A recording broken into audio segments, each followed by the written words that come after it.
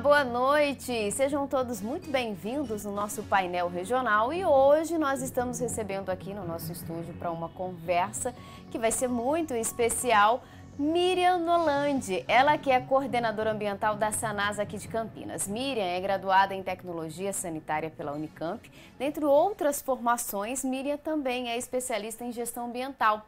Ela está na Sanasa desde 1998. Já atuou aí como engenheira de planejamento na gerência de planejamento e também esteve na consultoria técnica sênior na presidência. Primeiro, obrigada por aceitar o nosso convite e participar do nosso programa. Imagina, eu que agradeço a oportunidade de estar aqui com vocês hoje. Isso, e é uma oportunidade muito boa, gente, porque amanhã, dia 22 de março, é o Dia Mundial da Água. Esse bem tão precioso e necessário para todos nós, né? E é exatamente por isso que hoje o nosso bate-papo é com a Miriam, que tem muito a agregar em questão de conhecimento, né? Porque desde quando eu frequentava, né, o ensino ali fundamental, né, o parquinho, a gente ouvia dizer que a água iria acabar. E muitas vezes a gente desconfia, né? Nem acredita que isso realmente possa acontecer. Mas enfrentamos períodos difíceis de racionamento que fez a luzinha e até para os mais, né, despercebidos ali notarem que realmente a água é um recurso que não é infinito, né? Não é. Não, pelo contrário, né? A água ela é um recurso finito, né?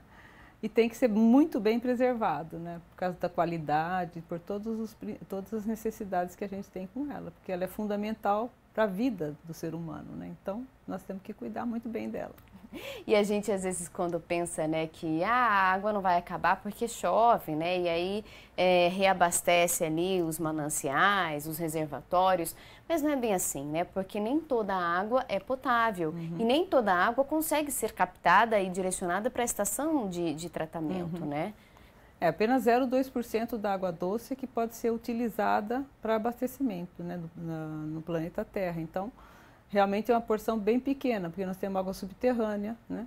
Depois os usos também são, a irrigação tem 70% de uso da água, então nós temos vários, a evaporação também tem uma grande perda, então nós temos vários aspectos que tornam a quantidade de água menor, menos disponível para nós. E falando ainda nessa situação de água, né, dessa hipótese de ficarmos sem esse bem fundamental, né, para a vida, acabaria a vida, né, se ficássemos sem água potável. Se a gente analisar hoje e há uns 20 anos, como seria uma análise de quanto temos ainda de água disponível para a gente? Difícil mensurar, porque de região para região a disponibilidade é muito diferente, né? Região Nordeste, Norte, Sul, Sudeste. E os usos também, a maior população está aqui na região Sudeste, então o consumo aqui é muito maior, né? A utilização é muito maior, o parque industrial aqui é muito grande. Então, dependendo do uso e das regiões, é difícil prever isso, né? Por isso que a gente tem que preservar e começar a ter outros usos da água. Por exemplo, quando a água não é só para uso potável, que use água de reuso para fins industriais, para os outros fins, para que a gente possa preservar a água bruta que a gente tem que tratar para fins de potabilidade. A gente vê, né, inclusive, que algumas casas, né, algumas pessoas que têm uma consciência maior, né, uma consciência ambiental maior, já constroem casas com a captação da água da chuva para lavar quintal, para usar para irrigar ali o jardim. Esse é um fator que pode contribuir muito para o futuro, né? Sim, com certeza. São as construções sustentáveis, né? Elas são muito importantes, né? Não só na água, quanto na energia também, porque, afinal de contas, a gente usa a água para produzir energia. Então, as coisas são muito linkadas na natureza, no meio ambiente, nos ecossistemas. Então, é super importante ter casa sustentável, telhado sustentável, é muito importante isso. E a gente, quando fala de economizar água, né, a gente sabe que hoje nós estamos num nível que só economizar água, claro, é fundamental, né? Mas só isso não vai evitar que a gente enfrente um problema aí de racionamento mais à frente, né? Um racionamento um pouco mais grave, porque a gente já viu várias vezes em 2013, 2014, né? Tivemos ali aquela crise hídrica que aqui o estado de São Paulo sofreu muito, né, com essa situação. Além de economizar, é preciso também cada um contribuir com a preservação do que ainda temos, né? Sim, com certeza, tem que preservar, porque é a preservação que vai ter a garantia da continuidade, de ele ser finito, vamos dizer, entre aspas, né? Porque ele é infinito, é finito, quer dizer. E ter reposição dos lençóis subterrâneos, ter reposição da água de superfície, senão, se a gente consumir tudo, não tem como ter essa reposição. E a gente sabe que muitas vezes, né, alguns rios ou mananciais, até mesmo algumas nascentes, né, que acabam sendo aí sacrificadas, né, por ações que não são regularizadas aí pelos meios responsáveis por isso. Muitas vezes as pessoas não têm a consciência de que uma nascente que parece tão pequenininha, né, que seria talvez para essa pessoa insignificante, ela é responsável por abastecer mananciais e mananciais, né? Porque às vezes ela é o início de um ponto de abastecimento, né, de reposição de carga subterrânea, né? Ela é extremamente importante, tem que ser preservada. E a gente consegue ter, assim, uma noção, um mapeamento de quantas nascentes temos, quantas nascentes já foram destruídas aí pelas ações? Não, a gente tem isso, mas esse não é um trabalho que a Sanasa faz. Esse é o trabalho da Secretaria de Recursos Hídricos e da Prefeitura tem também um trabalho com nascentes, mas não é um trabalho que a Sanasa faz. Mas é feito, sim, é acompanhado. Inclusive o Departamento de Águas e Energia Elétrica também acompanha isso, principalmente com os poços também, a manutenção dos poços, a liberação das outorgas para uso da água subterrânea, né, que são dos poços são águas subterrâneas. Então eles têm um controle grande sim disso. E muitas vezes, né, quando a gente fala em captação de água, às vezes a pessoa fala, mas é um rio, é da natureza, né? Qualquer um está ali disponível para todos. Não é bem assim que funciona, né?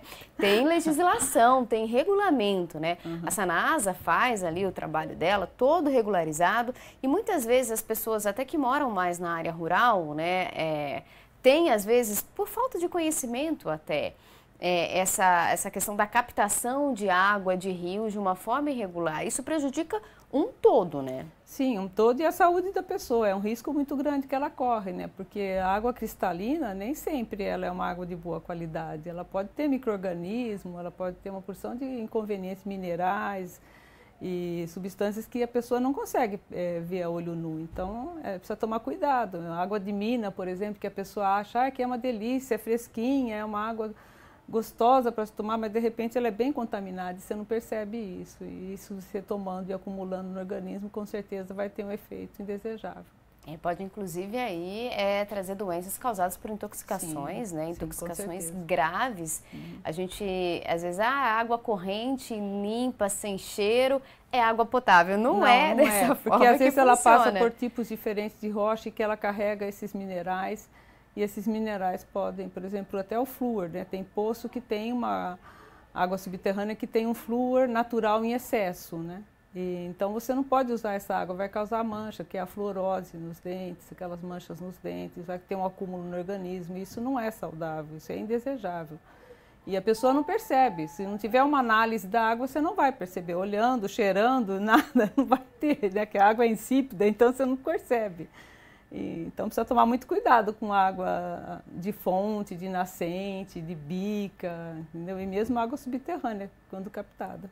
Por isso, né, gente, que quando a gente fala em estação de tratamento, temos pessoas que estudaram muito, né, para estar ali, para fazer análise dessa água, para usar, às vezes, alguns produtos que possam aí ajudar, né, nesse processo de purificação da água, para que ela chegue, então, nas nossas casas, né, se a gente parar para analisar, conversar, às vezes, com o avô aí, quem tem bisavô, né, quem tem esse privilégio de ter bisavô, conversar um pouquinho, vai saber que esse ato, que pra gente é tão comum, que é abrir a torneira e sair água, há alguns anos atrás, isso era uma situação irreal, né? Inimaginável. Sim. E por isso tinha-se muitas doenças, inclusive, por conta de contaminação de água, né? E transmitidas pela água também, né? Porque não eram tratadas, não é? Não tinha higienização, não tinha desinfecção da água. Se você não fizer a desinfecção da água, você não consegue.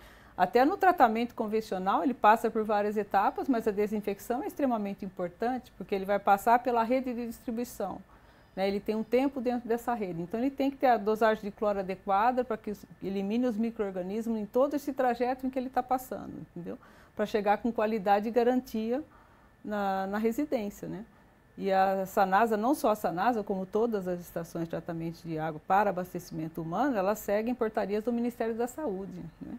Que é a 888 de 2020. Então, são inúmeros parâmetros que entram e que têm que ser atendidos para a garantia da qualidade da saúde das pessoas, né? Não é feito no achismo, né, não, gente? Não E nem no, acho que é assim que funciona, não. São estudos, anos e anos, né, de dedicação, de estudiosos aí, para que hoje pudéssemos, então, ter essa facilidade, que é abrir a torneira, né, ter a água potável ali que você pode consumir. Muitos municípios não têm esse privilégio, né, porque mesmo água vindo de tratamentos ali, a gente sabe que existe a precariedade em algumas regiões, né, nós moramos em uma região privilegiada, né, temos aqui um tratamento de água, inclusive, que é premiado, a gente vai falar disso daqui a pouquinho. Então, é um privilégio e muito a gente conseguir abrir a torneira e ter água ali chegando em casa, né? Por isso que temos que preservar e fazer de tudo para que isso não acabe, né? Não volte a ser ali uma escassez. E falando em escassez, nós entramos ontem, na verdade, né? Ali em um dos períodos que a chuva ela tende a ficar um pouco mais espaçada, né? E a gente sabe que isso pode causar uma situação delicada, principalmente nos reservatórios de vários municípios que estão aqui na nossa volta, né? E que também acabam de uma forma indireta ou direta, dependendo até mesmo do abastecimento de Campinas. Sim. Eu queria que você falasse um pouquinho para a gente agora de como está essa questão dos reservatórios, né? Como que Campinas se prepara para esse momento de estiagem? Campinas se abastece pelo reservatório do Cantareira, né? Então, o Cantareira, ele passa por algumas fases críticas, mas esse ano ele conseguiu repor significativamente, não digo que totalmente, mas significativamente. Então, a gente não tem uma previsão de escassez hídrica para os próximos meses. Então, a gente acredita que essa fase de estiagem, né, que começa agora de março a outubro, seja tranquilo. Depois vem outubro a março, começa de novo a época das chuvas, então é a reposição de novo do reservatório. Então, não está em níveis assim, desejáveis, mas está satisfatório. Não tem comprometimento do abastecimento, pelo que a gente está vendo até agora. Claro que todo mundo em casa precisa fazer a lição aí, né? Cada um cumpriu o seu dever, com certeza, de economizar. E a gente já sabe como é que economizar água, a gente aprende lá na escola, porque o né? desejável é sempre ele estar num volume acima do que a gente necessita. Isso ele não está ainda, mas ele vai estar bem melhor do que em 2014, por exemplo, que foi uma época muito crítica, né? Uma escassez hídrica grande. Nós não estamos passando por isso, estamos bem longe disso, graças a Deus. Né? E dá para a gente prever, assim, porque hoje a gente sabe que tem a tecnologia, né, que auxilia demais, inclusive, nas previsões de chuva, por exemplo. Tem né? os estudos a gente consegue, em 2014, né? 2013, 2014, quando a gente começou ali a entrar num período que ficou crítico, a estiagem se estendeu mais do que era previsto e de repente um calor também que era um sol para cada um, né, quando a gente saía na rua, o que acelera, né, a questão da evaporação da água e aí se perde muita água. A gente viu várias questões ali, várias pessoas inclusive usando técnicas de colocar lona em cima dos reservatórios, aquelas bolinhas, né, para evitar a evaporação. A gente consegue prever isso na tecnologia hoje e se adiantar de alguma forma? Num reservatório do Porto do Cantareira é difícil, né? Porque prever sim, né? Tem previsão, os estudos hidrológicos são feitos, e grupos de monitoramento hidrológico tem no Comitê de Bacias do Piracicaba, Capivari, Jundiaí, a Sanasa faz parte, né? Tem um representante da Sanasa que participa. Então, tem um controle disso, tem um monitoramento, tem uma previsão, não é agora secou de repente, não. Todo mundo vai acompanhando, esse acompanhamento é diário, né? E bem criterioso, então existe esse controle. Agora, nos reservatórios de grande porte, é muito difícil a evaporação, porque você não vai prever qual é o tempo. Hoje está um dia agradável, amanhã depois pode estar um dia com 40 graus, 42 graus, entendeu? Então, não dá para prever, né? No verão é muito instável, né? E aí pode também ter a vantagem de estar muito quente, mas de repente chove, então ajuda um pouco. teve a evaporação, mas você tem uma pequena reposição. Então, não dá para definir dessa maneira, entendeu? Por ser muito grande. E agora vamos falar do tratamento, né? Porque como nós conversávamos aqui no primeiro bloco, nem sempre foi assim, abrir a torneira e sair água potável, né? Os mais novos podem talvez pensar que sempre foi dessa forma, não. Muita gente tinha que buscar água, às vezes, em mina, em rio, e aí tínhamos vários problemas de saúde. Ou então, os que tinham mais acesso aí à questão de verba e até maneira de se fazer isso, construíam poços, né? E aí tinha que ir lá, ó, puxar o baldinho ali, né? Na corda, muitas vezes, para conseguir ter água para fazer ali atividade diária, que hoje a gente faz e nem imagina o quanto demoramos para chegar nessa situação de hoje, que é, por exemplo, tomar um banho, que é um momento tão bom, tão gostoso, né? A gente chegar em muito casa... demorado, né? Não pode ser muito demorado. A gente chegar em casa e ter esse privilégio de poder tomar um banho, parece que realmente a gente limpa ali não só o corpo e a alma, mas tem que ser rápido. Banho curto, rápido, que é eficiente. Não precisa mais de 5 minutos aí para você tomar um banho, né? Às vezes o pessoal quer ficar cantando lá, né? Embaixo de chuveiro, não pode não, gente. Eu queria que você falasse um pouquinho como funciona a questão do tratamento de água aqui em Campinas, desde o começo mesmo, né? Para quem está em casa e não sabe como é feito, para a gente entender da captação, dos reservatórios, de como é feito o tratamento, quanto tempo demora, por exemplo, para fechar um ciclo de tratamento. Vamos começar pela captação. Então, a água está no rio, né? Está lá disponível. A Sanasa vai captar através de grandes bombas, porque nós captamos uma vazão muito grande. A gente capta por dia 4.600 litros por segundo, né? Então, é uma quantidade enorme. E da captação, esse bombeamento manda essa água para a estação de tratamento de água. Aí, chegando lá, ela vai receber carvão para tirar o gosto e odor, para remoção. Depois ela vai receber cloro para diminuir a quantidade de micro-organismos e a cal para corrigir o pH, né? E aí ela vai começar as etapas de tratamento. Então ela vai passar pela etapa de tratamento, ela tem a desarenação, né? E ela vai entrar para floculação. Então ela vai passar por um tanque enorme. Lá vai ser adicionado um produto ou de alumínio ou cloreto férrico, tem diversos tipos de produto e dependendo da qualidade da água é o tipo de produto que é adicionado, que é o coagulante.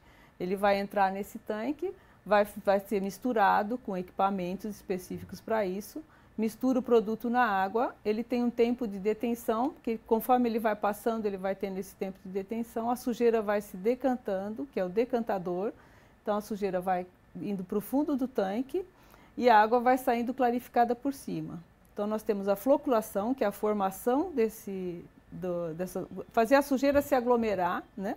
E depois ele vai para a decantação, para separar. Então, ele tem a formação da aglomeração da sujeira, depois a separação da sujeira, que é a decantação, e da decantação ele vai para a filtração. Daí ele vai passar por filtros, que vão ter várias camadas, e vão remover partículas menores. E da filtração, ele vai para um grande reservatório na estação, que a gente chama de reservatório pulmão, né? Lá ele vai receber o cloro, a amônia para fixar o cloro e também o flúor. E de lá ele vai para os reservatórios dos bairros e dos reservatórios dos bairros ele vai pela rede de distribuição para as casas. Tá? É um processo até chegar, longo, né? É um processo bem demorado, umas 6 horas mais ou menos para chegar, da captação até a residência, vamos dizer assim. Por tantos procedimentos que passam aí, né? Se a gente parar para analisar, nem é tão demorado assim, né? Mas porque os tanques são muito grandes, ele tem que ter um tempo de detenção para acontecer essas fases. A mistura tem que ter um tempo de mistura, a decantação e a separação tem que ter um tempo para que ele consiga decantar, senão se você passar rapidinho ele não decanta nada, entendeu? Então ele tem todos os tanques, o processo que ele tem desse tamanho, a dimensão do tanque é feita justamente para que ele tenha um tempo de entrada da água, um tempo de permanência até a saída, que ele consiga remover o material. Você falou que dependendo da qualidade da água, né, usa algum certo tipo de produtos. Hoje tem muito produto, né? Antigamente era só sulfato de alumínio, hoje já nem usa mais sulfato de alumínio, já usa cloreto de alumínio, já usa cloreto de ferro, já usam outros produtos. Então, isso é feito pela análise que é feita no laboratório. Toda a estação tem uma análise, um laboratório de análise, desculpa. E a água chega, aí já faz uma análise da água bruta, então ele já vai ver todos os parâmetros, quanto ele tem que eliminar de cada um deles, como que ele pode fazer isso, se está um mais alto, outro mais baixo, que tem oxigênio dissolvido. Quando o oxigênio dissolvido é muito baixo, é um tratamento difícil de ser feito. Quando chove, a água está mais suja, mas ela remove mais rapidamente. Então, tem uma porção de fatores que são de hora em hora é feita essa análise, porque ela varia muito. Porque ela pode receber, por exemplo, um acidente, uma carga orgânica, então você tem que estar sempre alerta de estar prevenido que se aquela qualidade da água teve alguma alteração, alguma coisa tem que ser avaliada e se ela vai poder ser captada ou não, entendeu? Então, tem laboratório na captação, que faz alguns parâmetros, e depois na estação tem de hora em hora também que faz os parâmetros de operação, que a gente chama, que são os parâmetros que fazem que o tratamento seja eficiente.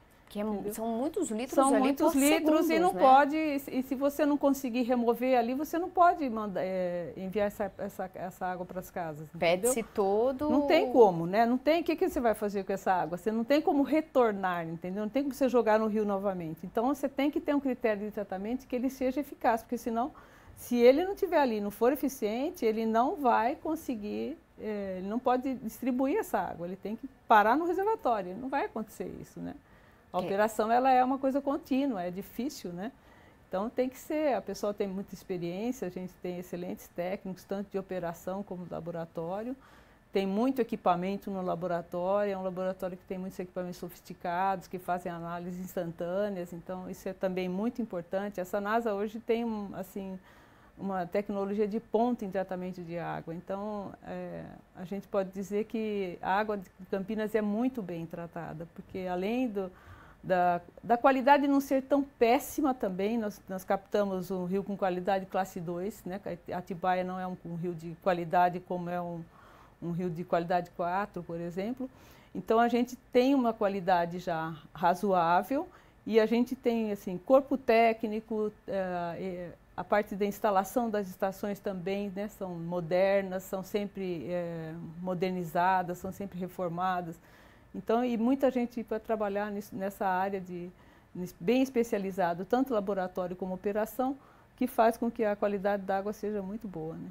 E a Sanasa também investe bastante, né, em questão de tecnologia, para a gente ter hoje os melhores equipamentos, né, porque auxilia demais, tanto no processo Faz grandes reformas também, né, não é só equipamento, por exemplo, os decantadores antigamente eles eram diferentes do que eles são hoje, os fundos dos decantadores, para ter uma eficiência maior, para coletar o lodo, porque aí vai formar esse lodo.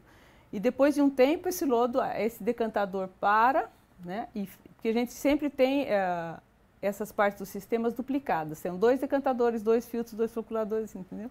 Sempre em número duplo, porque quando tiver que fazer a limpeza de para só um lado, diminui a vazão de entrada, faz toda a limpeza e faz a continuação, que também é demorada, porque até você esgotar todo esse tanque, que é muito grande. Depois você tem que remover o lodo, tem que lavar esse decantador, e tem que deixar ele encher novamente. Então, isso leva um bom tempo, né? Vamos dizer que leva meio período, pelo menos, para você fazer tudo isso. Então, isso tudo também é extremamente importante, entendeu? E vai atualizando a tecnologia. Então, esses fundos, esses tipos de equipamentos que a gente tem lá hoje, mesmo os que são construídos e concreto, tudo, eles são modificados, eles são modernizados, para ter uma eficiência maior.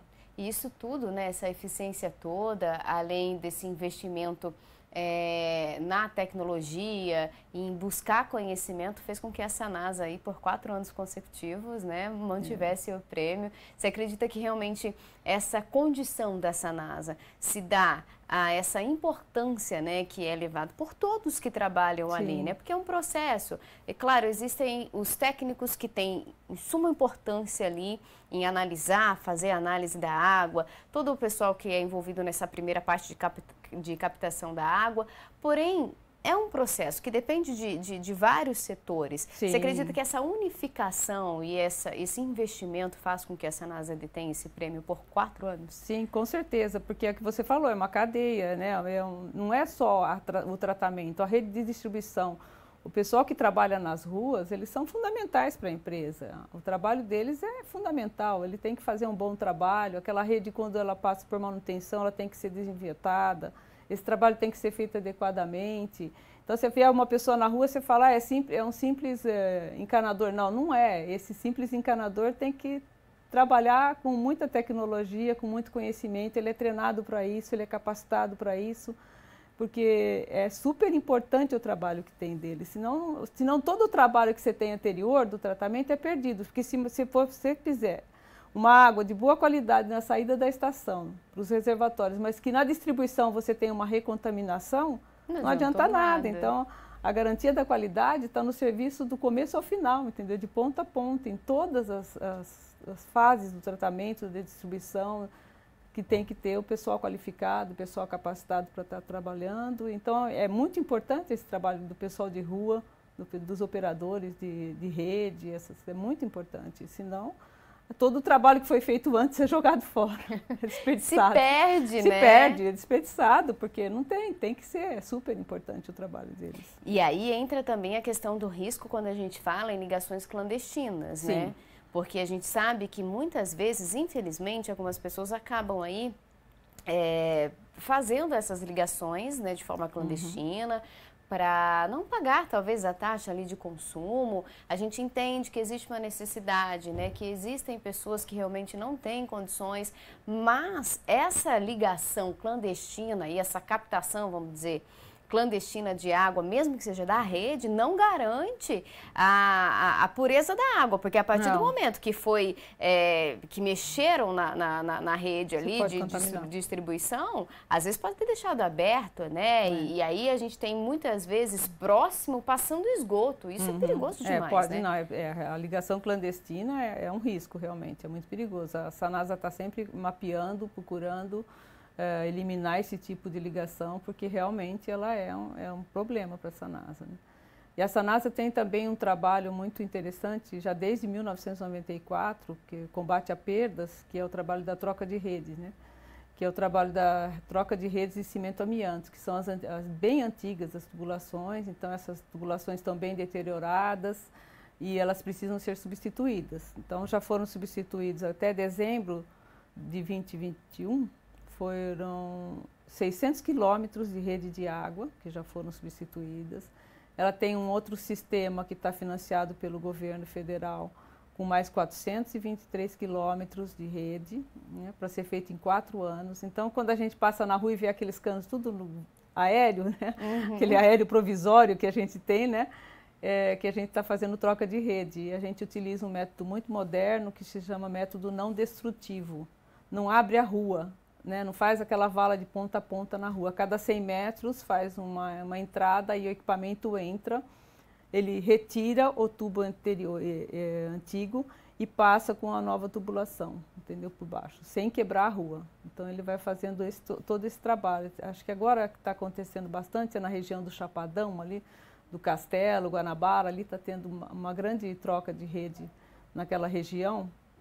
E dá para ver, vocês vão ver uns tubinhos pretos que ficam tudo preso, assim, aéreo. O pessoal fala, nossa, o que está acontecendo? O que a Sanasa está fazendo? A água vai começar provisório, é bem provisório, né? Só no tempo para poder fazer a substituição da rede, né? Já tem bastante regiões já feitas, a cidade universitária, Nova Campinas, Georgina, vários lugares que já está concluída essa troca de redes. Então, a ideia é trocar toda a rede de cimento amianto, que é muito antiga e deteriorada, pela rede de PAD, né, que é polietileno de alta densidade, que é um material mais moderno, mais resistente, mais adequado agora para nossas pressões, tudo também.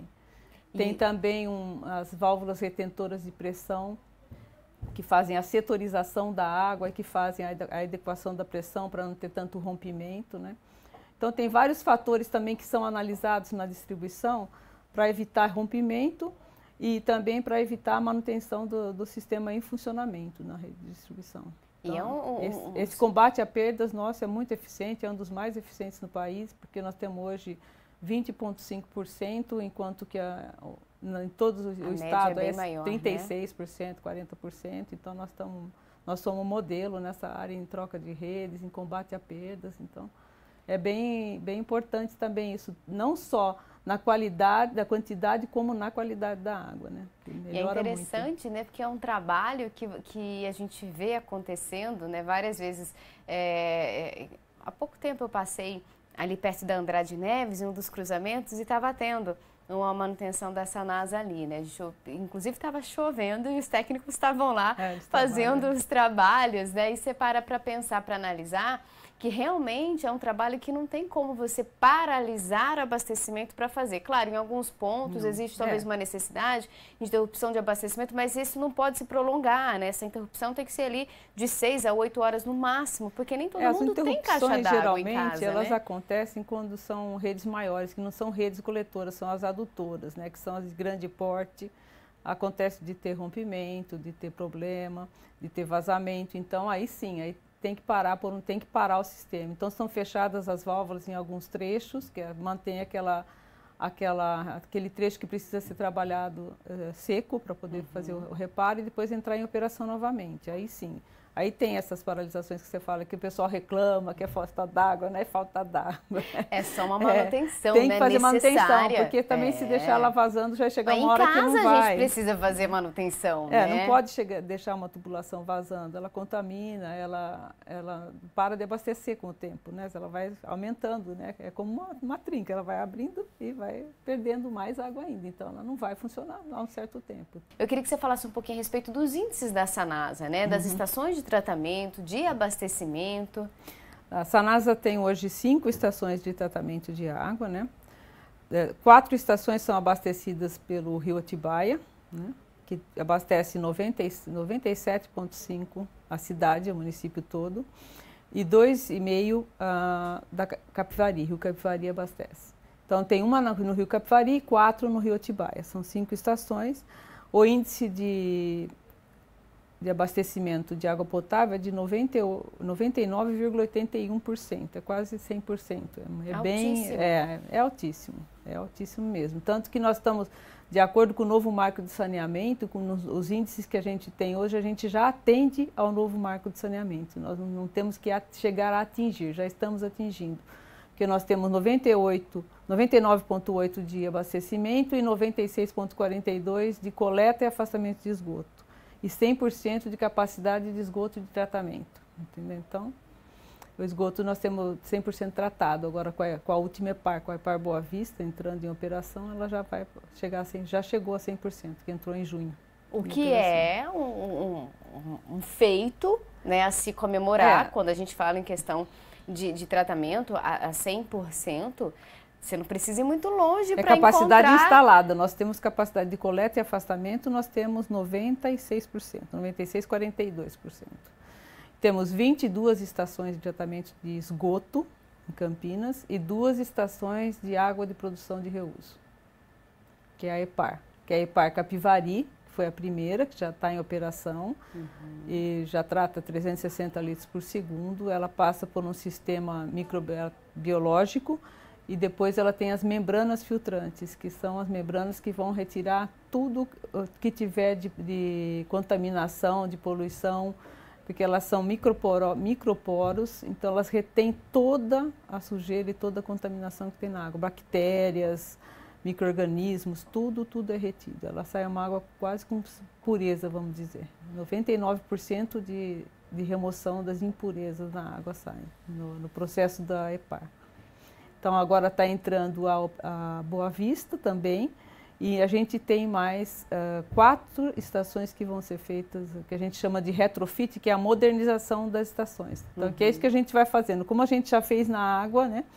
Agora nós estamos começando a fazer no esgoto. Então, nós vamos ter em umas, que vai ser um retrofit, que também vai ser membrana, Pissarrão, que também vai pelo mesmo processo, Nova América e Samambaia, que é um convênio que está sendo feito com Valinhos para tratar Capuava e Samambaia. Porque existe essa necessidade, né, de fazer esses tratamentos, não só no esgoto de Campinas, mas nos municípios próximos, né? Porque a gente tem uma proximidade aqui, essa região tem, a região de Campinas com várias cidades próximas que dependem não só de recursos de Campinas, mas de várias questões. Então, essa proximidade faz com que Campinas não pode olhar só para si, né? Não precisa pode olhar no entorno, porque senão o trabalho também acaba sendo perdido, né? Com certeza. E essas estações são, assim, tratamento terciário. O que quer dizer esse tratamento terciário? Ela vai tirar os nutrientes, que são nitrogênio e fósforo, que vão poluir os rios, né? Que vão fazer com que o tratamento seja, às vezes, impossível de ser feito, né? Piracicaba, por exemplo, teve que mudar a captação porque ele não conseguia tratar a água dela para abastecimento, né? Por causa do lançamento de esgoto.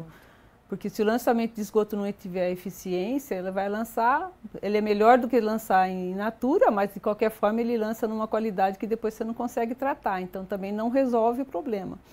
Então a importância dessas estações não é só a modernidade, é a eficiência de tratamento que ela tem e a remoção de nitrogênio e fósforo, que só o tratamento terciário tira. Nenhuma outra estação com tratamento secundário vai remover nitrogênio e fósforo. Então, esse é o fator mais importante que tem na estação de produção de água.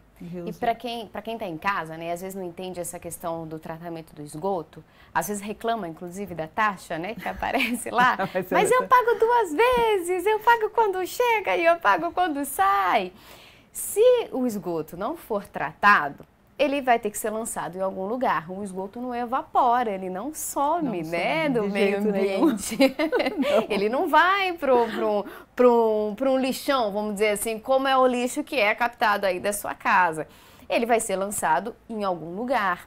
E aí, se não houver um tratamento adequado, o lugar que esse esgoto for lançado, ele acaba ficando impróprio para a captação. Além do lançamento, ele também pode ser reutilizado. Essa água pode ser reutilizada na indústria para resfriamento de caldeiras, tem vários usos para a água. Então você também tem mais essa vantagem. Você também deixa, por exemplo, da indústria ter a obrigatoriedade de captar uma água para não usar como uso tão nobre. A gente teria que deixar o recurso hídrico para o uso nobre, que é o abastecimento, né? O abastecimento de água potável. E usar essa água tratada de reuso para o uso não tão nobre, que seria o uso industrial, o uso para lavar rua, para regar praças, jardins, entendeu? Não tem necessidade de você usar uma água clorada, fluoretada, para lavar rua de feira, né? A gente pode usar água de reuso, na verdade. Então, tem vários usos que a gente pode ter, combate a incêndio, vários usos que a gente tem com água de reuso, que também pouparia o recurso hídrico de ser consumido, entendeu? Que é algo que nós precisamos fazer, para a gente fazer, é extremamente né? importante. Eu acho que uma das coisas mais, assim, os pensamentos mais modernos que a gente tem que ter é o reuso, porque é ele que vai nos facilitar daqui para frente. Primeiro, o tratamento terciário, que lança uma qualidade muito boa, que recupera o rio, né? Dá uma capacidade de autodepuração no rio. Porque e até de sobrevida para a própria fauna e flora que está em torno do rio, né? O manancial, ele tem uma capacidade de autodepuração, desde que você dê condição para ele ter um tempo de conseguir fazer essa autodepuração e a qualidade da água. Então, se você começar a ter tratamentos terciários aqui na bacia do rio Piracicaba, Capivari e Jundiaí, você vai ter uma qualidade de uma capacidade de autodepuração do rio, uma qualidade de rio melhor, entendeu? Então, mais fácil para tratar, e também para outros usos, de lazer, para tudo é uma qualidade maior, né? Você vê, por exemplo, represa de Salto Grande, eu fiz minha dissertação de mestrado lá. Represa de Salto Grande, há uns anos atrás, tinha campeonato de esqui aquático. Hoje, a represa de Salto Grande é um parque de algas, né? Não tem, é totalmente fechado com algas, com cianofícias, com tudo. Extremamente complicado, né? Inclusive dá uma o próprio Tietê, né? Ontem eu estive em São Paulo e eles estão fazendo um trabalho enorme, imenso lá. Eles estão tentando fazer um trabalho para recuperar ali, só que ficou difícil porque não houve um cuidado lá atrás, uma prevenção que deveria ter acontecido. E conta-se a história, inclusive tem relatos de que campeonatos também aconteciam no Rio Tietê. E agora você olha ali aquela situação... Quem que quer entrar numa água dessa? Não dá, não tem só um acidente mesmo, né? Que a pessoa acaba entrando ali. Então, e ainda assim correm-se vários riscos. Isso é um exemplo da importância do tratamento do esgoto para ser lançado aí, né, nos rios. Infelizmente, ainda é grande o número de, principalmente empresas, né, que acabam despejando de forma irregular esgotos e águas que não são tratadas aí. Vários setores da indústria deveriam obrigatoriamente ter um tratamento, elas né? São obrigadas a ter. Antes de dispensar a água, infelizmente fazem isso só numa porcentagem, né? E aí, para não onerar tanto a empresa, eles acabam despejando isso e é uma fiscalização difícil de ser feita também, né? Não, mas a indústria, para ela poder funcionar, ela passa pelo licenciamento ambiental na CETESB, que aí é um licenciamento estadual, né, do governo do estado. E ela tem que ter tratamento próprio, mesmo que ela vá lançar. Por exemplo, se ela quiser mandar para uma estação de tratamento da Sanasa, de esgoto, ela tem que ter primeiro o tratamento próprio para depois ela poder mandar, porque ela tem características muito diferentes do esgoto doméstico. E ela tem que chegar numa característica que seja adequada para poder misturar com o esgoto doméstico, senão ela mata o micro-organismo no tratamento biológico, entendeu? Então, ela tem obrigatoriamente que ter, isso por lei ela tem que ter. As licenças ambientais hoje são todas renováveis a cada 5 anos, a Sanasa tem todas as licenças também para tratamento de água e de esgoto e das elevatórias, todas as unidades da Sanasa são licenciadas pela CETESB e passam por esse processo, por isso que a gente sabe. E as indústrias também. Por sinal, quem fiscaliza e quem controla as indústrias é o governo do estado, é a CETESB. Né? Então, toda reclamação que tiver que ser feita de indústria é para a CETESB, porque eles têm todo o processo da indústria, desde a formação, o tratamento, para onde vai cada parte, não só a parte do esgoto e água, mas também a parte dos resíduos, do lodo que eles vão produzir nas estações internas. Então, tem todo esse problema também a ser cuidado. Assim como nós também temos, entendeu? O lodo que é gerado nas estações, né? Porque toda vez que você tem uma separação da sujeira, uma limpeza de algum líquido, você vai ter a formação de um lodo, vai ficar uma massa que vai ter que ser removida. Então, nós também temos que fazer a disposição adequada, o tratamento do lodo, tanto das estações de tratamento de água, como das estações de tratamento de esgoto. Né? E tem que ser uma consciência, assim, geral, porque senão, né? Você vai jogar esse lodo de volta no rio. Antigamente não tinha. A gente vê a evolução da empresa, né? Assim, por exemplo, eu me formei na Unicamp em 83. E hoje, o que é, né? Antigamente não se falava. Acho que quando eu entrei na Sanasa, eu estou há 24 anos na Sanasa, quando eu entrei na Sanasa, estavam começando as estações de tratamento de esgoto. A Sanasa só tratava água, ninguém tratava esgoto, entendeu? Era normal lançar o esgoto no rio, né? Claro que o número de habitantes era bem menor, as indústrias também, então tinha um impacto menor. Né? Mas mesmo assim, era normal, não era considerado uma degradação ambiental, entendeu? E a gente chegou num ponto... CETESB saiu em 77, foi criada a CETESB, quando começou a regularizar as indústrias, as estações de tratamento para a indústria, entendeu?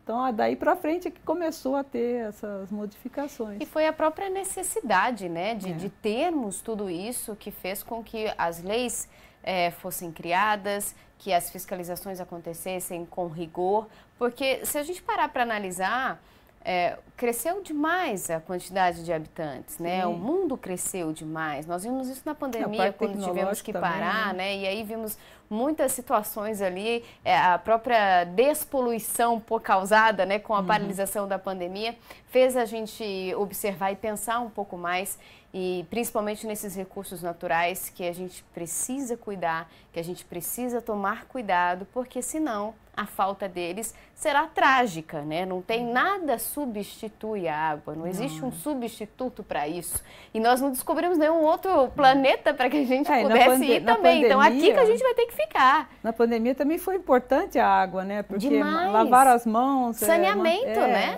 A higiene, né? A higienização foi fundamental para ajudar, não que isso resolvesse, mas ele foi para colaborar. Se a gente analisar países que não têm um saneamento básico, né, como várias regiões aí que a gente conhece, com índices altíssimos de mortalidade infantil, de doenças, por falta de água tratada. Então, é fundamental, né? Por isso que eu gostaria até que a gente deixasse aqui uma frase final no nosso painel regional, que hoje a gente falou desse assunto tão importante que é a água. Mas eu gostaria de falar do Dia Mundial da Água. Vamos falar, exatamente, porque amanhã é o Dia Mundial da Água e não surgiu, né? Eu queria que você falasse um pouco do surgimento desse dia. O Dia Mundial da Água foi instituído pela ONU, né, em 1993, e ele veio como um alerta mesmo para a população, para a preservação, né, do recurso hídrico da água, que é tão importante para a manutenção dos ecossistemas, né, que é para a manutenção da vida no planeta, né? Então ele foi criado com esse objetivo, né, de alertar a população.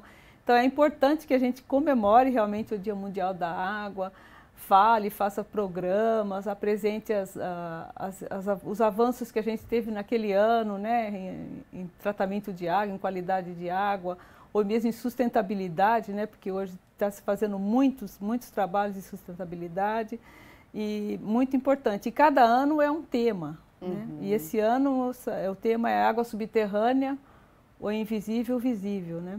Que eles alertam a população a importância da água subterrânea na vida, entendeu?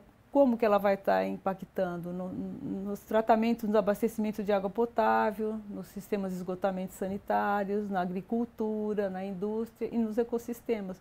Que fica ela esquecidinha lá, né? Ninguém fala muito, mas ela é extremamente importante. Né? Mas ela está ali. Então é bem legal esse tema esse ano, de estar falando da água subterrânea, porque geralmente a gente fala da escassez, já fala da qualidade, fala da segurança hídrica, mas não fala da água subterrânea. Né?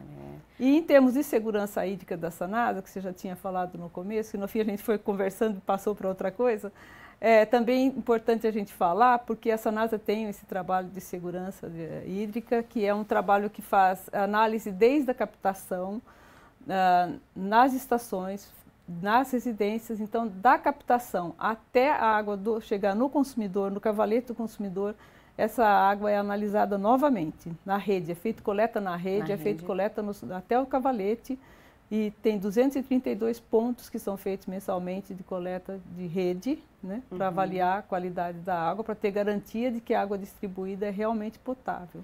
Por isso que a Sanasa é essa potência, né, que é, né? Por isso que nos dá essa tranquilidade de termos água de qualidade nas nossas casas, na facilidade de girar a torneira. Dê valor a essa água, e você aprendeu um pouco mais hoje aqui no nosso programa. A gente ficaria horas aqui falando, né? Mas infelizmente o nosso tempo chegou ao final. Gostaria de agradecer, mas já fazer convite para um retorno. Obrigada, eu é que agradeço a oportunidade de estar falando da água, que é muito importante, né? Que para mim assim, a vida inteira eu trabalhei com isso, então é muito importante.